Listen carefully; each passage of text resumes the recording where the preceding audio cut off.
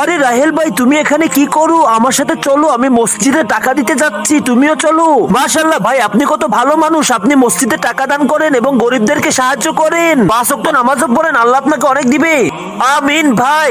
شكرا لك ربي حمدا لك। আচ্ছা ভাইজান, চলেন আমার সাথে। ভাইজান, আপনি এত ভালো মানুষ হওয়া সত্ত্বেও সিগারেট খান? না ভাই, আমি তো সিগারেট খাই না।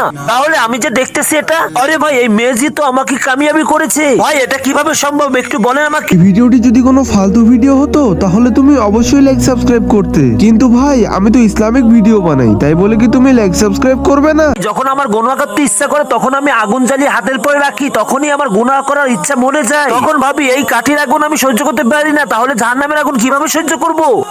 মাশাআল্লাহ ভাই, আপনার এই কথা শুনে আজকে থেকে আমিও গুনাহ করা ছেড়ে দিলাম ভাই। আমিও আমার ঈমান শক্ত করব।